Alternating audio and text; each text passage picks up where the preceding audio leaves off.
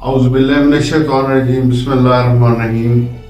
Ladies and gentlemen, welcome back to the Right Track channel. As I said to you initially that we do motivation through religion. Because everybody's got some kind of religion, and the best way to motivate that person is through religion, because you have to maintain a relationship between yourself, God and this world. لیکن آپ کو اپنے مذہب کے ساتھ جو ہے وہ جوڑ کے موٹیویشن کریں. جس طرح قرآن مجید میں اللہ تعالیٰ فرماتا ہے کہ وہ مَا الْحَيَاةُ الدُّنْيَا إِلَّا مَتَاعُ الْغُرُورِ، کہ یہ دنیا ماں سوائے سامان دھوکہ کے اور کچھ بھی نہیں ہے. یہ صرف دھوکے کا سامان ہے جو تم اٹھائے پھرتے ہو. اور آپ نے جو اپنے ساتھ لے کے جانا ہے چیز وہ کیا ہے؟ فَإِنَّ خَيْرَ زَادُ التَّقْوَىٰ، کہ بہترین سامان سفر جو ہے وہ تقوی ہے. یعنی جو زاد عربی میں کہتے ہیں وہ نیسیسٹیز یا وہ ضروری اشیاء ہوتی ہیں کہ اگر آپ نے ایک لمبے سفر پہ جانا ہے تو جو سب سے ضروری چیزیں ہیں وہ آپ نے اپنے ساتھ لے کے جانی ہے. اس کو زاد کہتے ہیں. فَإِنَّ خَيْرَ زَادِ التَّقْوَىٰ، آپ نے اپنے ساتھ جو چیز لے کے جانی ہے وہ تقوی ہے، وہ آپ کا بہترین سامان سفر ہے. اور یہ دنیا جو ہے یہ دھوکے کے علاوہ کچھ بھی نہیں ہے. وَمَا الْحَيَاةُ الدُّنْيَا إِلَّا مَتَاعُ الْغُرُورِ، کہ یہ تو ایک دھوکہ ہے.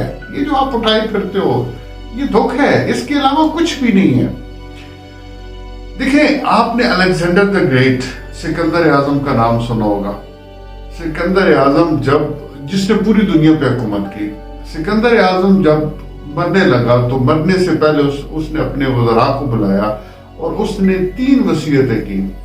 اور وہ 3 وصیتیں یہ تھی کہ میرا جنازہ جو ہے وہ میرے ملک کے کیا بلکہ پوری دنیا کے جو سب سے ٹاپ کے حکماء ہیں، حکیم ہیں، ڈاکٹرز ہیں، وہ اٹھائے. تو لوگوں نے پوچھا کہ وہ کیوں؟ کہتے ہیں کہ تاکہ لوگوں کو یہ پتہ چل سکے کہ وہ سکندر اعظم جس نے دنیا کے اندر حکومت کی تھی اس کو موت سے دنیا کا کوئی ڈاکٹر نہیں بچا سکتا. یہ میری پہلی وصیت ہے. میری دوسری وصیت یہ ہے کہ میرے پاس جتنی دولت ہے، جو سامان دولت میرے پاس ہے، اس سب کو سڑکوں کے اوپر ڈال دیا جائے، اس کو گرا دیا جائے، تاکہ لوگوں کو یہ پتہ چل جائے کہ یہاں سے کمایا ہوا پیسہ، کوئی دولت آپ اپنے ساتھ نہیں لے کے جا سکتے. اور تیسری چیز کہ میرے جنازے کو جب اٹھایا جائے تو میرے دونوں ہاتھ کفن سے باہر نکالے جائیں، تاکہ دنیا کو یہ پتہ چلے کہ وہ سکندر اعظم، وہ الیگزینڈر دی گریٹ جو پوری دنیا پہ حکومت کرتا تھا، آج خالی ہاتھ اس دنیا سے جا رہا ہے. اس کے پاس ساتھ لے جانے کے لیے ماں سوائے کفن کے یا اس تابوت کے یا اس چارپائی کے جس پہ وہ جا رہے کچھ بھی نہیں ہے. سب کچھ یہاں پہ ہی چھوڑ کے جا رہا ہے. یہ 3 وصیتیں اس نے کی جن پہ عمل کیا گیا. اب یہ الیگزینڈر دی گریٹ کی سٹوری ہے. اب ہم آتے ہیں اپنے اسلامک ایک سینٹر، ایک شہر ہے کوفہ جس کا نام ہے. کوفہ شہر جو ہے یہ حضرت عمر رضی اللہ تعالیٰ عنہ نے ایک اسٹریٹجیکل، ایک ٹیکٹیکل پوائنٹ آف ویو سے بسایا تھا، تاکہ جب مسلمانوں کی حکومت بڑھ رہی تھی تو اس سینٹرل پوائنٹ عراق کے اندر یہ جو جگہ ہے یہ اس جگہ پہ لوکیٹڈ ہے جہاں سے اگر کسی طرف سے بھی مدینہ یا مکہ کے اوپر چڑھائی یا کوئی فوج آنا شروع ہو جائے تو یہ یہاں سے وہ اس فوج کے حملے کو روک سکتی ہے اور اس فوج کے حملے کو کہ پیچھے سے جو ہے وہ انفارمیشن دے سکتی ہے. یعنی حضرت عمر نے یہ ٹیکٹیکل ایک شہر، یہ بیسیکلی چھونی تھی، کنٹونمنٹ تھا. یہ کوفہ ایز اے کنٹونمنٹ بسایا گیا حضرت عمر رضی اللہ تعالیٰ عنہ کے دور میں. اور پھر اس پہ بڑی انویسٹمنٹ ہوئی، بڑی وہاں پہ فوجیں بھیجی گئیں، اور اس کے بعد حضرت عثمان نے اس کو مزید انہانس کیا. اور لیکن جب یہ فتنہ فساد اور خوارج کا سلسلہ شروع ہوا اور حضرت عثمان کا جو ہے وہ شہید ہو گئے تو اتنے کرائسس مدینے کے اندر تھے کہ یہاں سے آپ حضرت علی نے علیہ السلام نے یہ جو ہے وہ شفٹ کرنا پڑا فرام مدینہ ٹو جو دارالخلافہ تھا، جو کیپٹل تھا مسلمانوں کا، فرام مدینہ ٹو کوفہ. یعنی آپ کے جو چوتھے خلیفہ ہیں ان کا جو دارالخلافہ تھا وہ کوفہ کے اندر تھا، اس لیے کوفہ کو بہت بڑی پذیرائی ملی اور کوفہ جو ہے وہ ایک کینٹونمنٹ سے ایک کیپٹل سٹی بن گیا۔ وہاں پہ ایک بہت بڑا محل تعمیر کیا گیا جس کا نام تھا دارالامارہ۔ دارالامارہ کا مطلب ہے بڑے لوگوں کا گھر، جس کو ہاؤس آف لارڈز انگریزی میں آج بھی کہتے ہیں۔ انگلینڈ کے اندر آپ جائیں تو there are two houses, one is House of Lords and one is House of Common, upper house and lower house۔ یہ جو سب سے بڑا ہاؤس آف لارڈز تھا اس کو دارالامارہ کہتے تھے۔ دارالامارہ کے اندر جو ہے وہ جب بھی بادشاہ تھے وہ بیٹھتے تھے یا ان کے امراء بیٹھتے تھے اور گورنمنٹ کے بارے میں ڈیسیژ کرتے تھے۔ لیکن حضرت علی نے جب دارالخلافہ وہاں پہ شفٹ کیا تو وہاں پہ رہنے سے انکار کر دیا۔ انہوں نے کہا کہ نہیں، ایک مسلمان حکمران کو اپنے طبقے کے سب سے لوہر بندے والے جس گھر میں وہ رہتا ہے اس گھر میں رہنا چاہیے۔ تو اس دارالامارہ کے ساتھ ہی ایک چھوٹا سا گھر تھا 10 مرلے کا، جہاں پہ حضرت علی جو ہے وہ رہتے تھے اور انہوں نے وہاں پہ قیام کیا، وہاں پہ شہید ہوئے۔ آج بھی وہ گھر وہاں پہ موجود ہے۔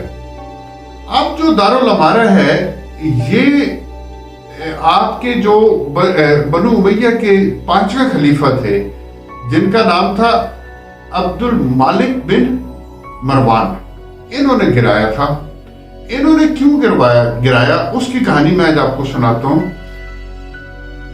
عبد المالک بن مروان یہ اور ان کے ساتھ عبد المالک یا عبد الملک، مطلب انگریزی اور عربک میں ملک یا مالک، یہ آپ جس سینس میں بھی پروناؤنس کرے آپ کر سکتے ہیں۔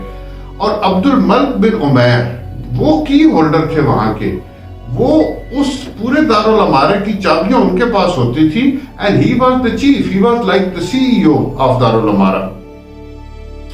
اب عبد الملک بن ابن مروان اور عبد الملک بن عمیر یہ دونوں وہاں پہ تخت کے اوپر بیٹھے ہوئے ہیں کہ سامنے ایک تشت آیا، ایک ٹرے آئی اور حکم ہوا کہ اس میں سے جو ہے وہ کپڑا ہٹایا جائے۔ جب اس کپڑے کو ہٹایا گیا تو پتہ چلا کہ اس کے آگے سامنے جو اس تشت کے اندر وہ سر پڑا ہے وہ مصعب بن عمیر کا سر ہے۔ اب جب عبد الملک بن مروان نے اس سر کو دیکھا تو اس نے اشارہ کیا عبد الملک ابن عمیر کی طرف کہ دیکھا مصعب کے ساتھ میں نے کیا کیا ہے، اس کو یاد رکھنا۔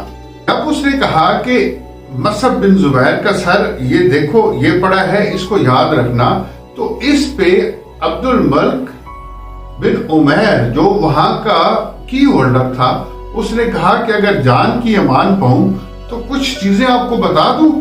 تو اس نے کہا کہ جی بتائیں۔ اس نے کہا جی یہ آپ کی کرسی تھی، اس پہ عبید اللہ ابن زیاد بیٹھا تھا اور اسی کرسی پہ میں بیٹھا تھا، اور اس تشت کے اندر حسین ابن علی کا سر آیا۔ کچھ عرصہ گزرا تو اس کرسی پہ جہاں پہ آپ بیٹھے ہیں اس پہ مختار ثقفی بیٹھا تھا، اور اس تشت کے اندر جو ہے وہ عبید اللہ ابن زیاد کا سر آیا۔ کچھ عرصہ گزرا تو اس کرسی پہ جہاں پہ آپ بیٹھے ہیں اس پہ مصعب ابن زبیر بیٹھا تھا، اور اس تشت کے اندر مختار ثقفی کا سر آیا، اور آج عبد الملک بن مروان آپ اس کرسی پہ بیٹھے ہو اور مصعب بن زبیر کا سر آیا ہے۔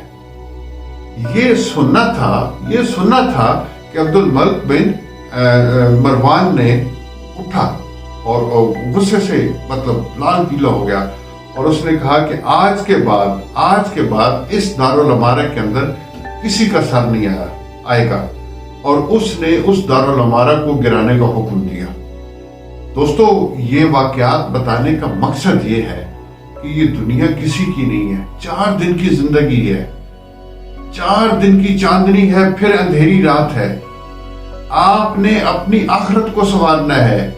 رسول کریم صلی اللہ علیہ وآلہ وسلم کا فرمان ہے کہ دیکھو اے مسلمانوں، یہ یاد رکھو کہ تم ایک بڑی دعوت کے لیے جا رہے ہو، تم ایک سفر پہ جا رہے ہو بڑی دعوت کے لیے، اور رستے میں تمہیں بھوک لگ جاتی ہے، اور اتنی بھوک لگتی ہے جس سے تمہارا برا حال ہو جاتا ہے، और सामने देखते हो कि एक मुर्दार पड़ा हुआ है, उस मुर्दार के अंदर से जितना तुम खाओगे कि तुम्हारी जिंदगी बच जाए, बस इस दुनिया से इतना ही खाना, इस दुनिया से इतना ही खाना, बस ये दुनिया है, क्योंकि इससे आगे तुम आखिरत की अब्दी जिंदगी की तरफ जा रहे हो। सो लिहाजा कभी भी अपनी आखिरत को इस दुनिया के लिए कभी जो है वो खराब नहीं करना।